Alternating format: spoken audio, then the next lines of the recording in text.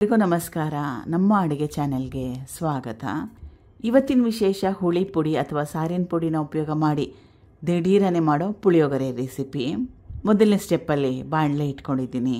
2 ರಿಂದ 3 ಚಮಚದಷ್ಟು ಎಣ್ಣೆ ಬಿಸಿ ಆದಮೇಲೆ ಸಣ್ಣ ಚಮಚದಲ್ಲಿ 1 ಚಮಚದಷ್ಟು ಸಾಸಿವೆ ಚಿಟಪಟ ಅಂದ ನಂತರ ಕಡಲೆ ಬೀಜ, ಉದ್ದಿನ ಬೇಳೆ, ಕಡಲೆಬೇಳೆ ನಿಮಗೆ ಯಾವ ರೀತಿ ಇಷ್ಟ ಆ ರೀತಿಯಾಗಿ ಕ್ವಾಂಟಿಟಿನ ಸೇರಿಸ್ಕೊಳ್ಳಿ. ಅಂದರೆ ಕಡಲೆ ಬೀಜ ಇಷ್ಟ ಇದ್ದರೆ ಅದರ ಕ್ವಾಂಟಿಟಿ ಜಾಸ್ತಿ ಹಾಕ್ಕೊಳ್ಳಿ. ಉದ್ದಿನ ಬೇಳೆ, ಕಡಲೆಬೇಳೆ ಇಷ್ಟ ಇದ್ದರೆ ಅದರ ಕ್ವಾಂಟಿಟಿನ ಜಾಸ್ತಿ ಹಾಕ್ಕೊಳ್ಳಿ. ನಿಮ್ಗೆ ಯಾವ ರೀತಿ ಬೇಕೋ ಆ ರೀತಿ. ಕಡಲೆ ಬೀಜ, ಉದ್ದಿನ ಬೇಳೆ, ಕಡಲೆಬೇಳೆ ಕೆಂಪಾಗಲಿ. ಇದ್ರ ಜೊತೆಗೆ ಹಿಂಗನ್ನ ಸೇರಿಸ್ಕೋಬೋದು ಇಷ್ಟ ಇದ್ದರೆ. ಉದ್ದಿನ ಬೇಳೆ, ಕಡಲೆ ಬೀಜ ಎಲ್ಲ ಕೆಂಪಾಗಿದೆ. ಇದು ಹುಣಸೆ ರಸ.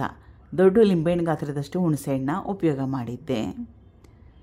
ಹುಣಸೆ ರಸನ ಹಾಕ್ಕೊಂಡಿದ್ದ ತಕ್ಷಣ ಮುಚ್ಚಳನ ಮುಚ್ಚಿಟ್ಬಿಡಬೇಕು. ಇಲ್ಲಾಂದರೆ ತುಂಬಾ ಜಾಸ್ತಿ ಸಿಡಿಯುತ್ತೆ, ಗ್ಯಾಸ್ ಸ್ಟವ್ ಎಲ್ಲ ಗಲೀಜಾಗೋಗುತ್ತೆ.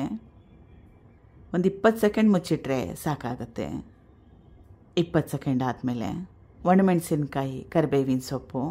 ನಾನು ಹುಣಸೆ ರಸನ ಹಾಕ್ಕೊಂಡ್ಮೇಲೆ ಈ ಪದಾರ್ಥಗಳನ್ನ ಸೇರಿಸ್ಕೊಂಡೆ. ಅಂದರೆ ಕರಿಬೇವಿನ ಸೊಪ್ಪು, ಒಣಮೆಣಸಿನ್ಕಾಯಿನ ಫ್ರೆಶ್ ಆಗಿರಲಿ, ಆಮೇಲೆ ಫ್ಲೇವರು ಚೆನ್ನಾಗಿ ಬರಲಿ ಅಂತ. ಅಥವಾ ನಿಮ್ಗೆ ಇಷ್ಟ ಇದ್ದರೆ ಒಗ್ಗರಣೆಗೆ ಸೇರಿಸ್ಕೊಂಡು ಸ್ಟಾರ್ಟಿಂಗಲ್ಲಿ ಹಾಕ್ಕೊಂಡು ಆಮೇಲೆ ಹುಣಸೆ ರಸನ ಹಾಕ್ಕೋಬೋದು. ಬೆಲ್ಲ 1 ಟೇಬಲ್ ಸ್ಪೂನಷ್ಟು, ಸ್ವಲ್ಪ ಅರಿಶಿನ. ಇದು ಹುಳಿ ಪುಡಿ ಅಥವಾ ಸಾರಿನ ಪುಡಿ 1 ರಿಂದ 1.5 ಟೇಬಲ್ ಸ್ಪೂನಷ್ಟು.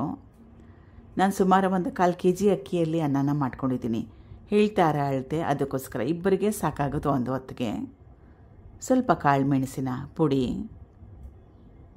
ಮನೇಲಿ ಮಾಡಿಟ್ಕೊಂಡಿರೋ ಸಾರಿನ ಪುಡಿ ಇಲ್ಲ ಅಂದರೆ ರೆಡಿಮೇಡ್ ಸಾರಿನ ಪುಡಿ ಮಾರ್ಕೆಟಲ್ಲೆಲ್ಲ ಬೇಕಾದಷ್ಟು ಸಿಗುತ್ತೆ, ಅದನ್ನು ತಂದು ಕೂಡ ಮಾಡ್ಕೋಬೋದು.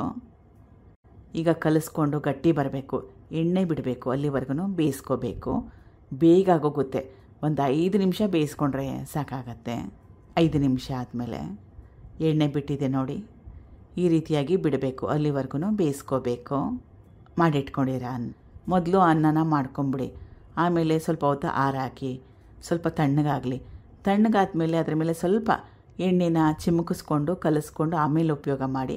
ಅನ್ನ ಒಂದಕ್ಕೊಂದು ಅಂಟ್ಕೊಳ್ಳಲ್ಲ, ಉದುರುದ್ರಾಗೇ ಇರುತ್ತೆ. ರುಚಿಗೆ ತಕ್ಕಷ್ಟು ಉಪ್ಪು ಕಲಿಸ್ಕೋಬೇಕು ಚೆನ್ನಾಗಿ. ಅನ್ನ ಹಾಕ್ಕೊಂಡ್ಮೇಲೆ 1-2 ನಿಮಿಷ ಬಿಸಿ ಮಾಡ್ಕೊಂಡಿದ್ದೆ. ಗ್ಯಾಸ್ ಸ್ಟವ್ನ ಲೋ ಫ್ಲೇಮ್ನಲ್ಲಿ ಇಟ್ಕೊಂಡು.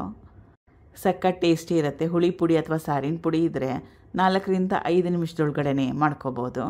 ಟ್ರೈ ಮಾಡಿ ನೋಡಿ. Thank you for watching. ಧನ್ಯವಾದಗಳು.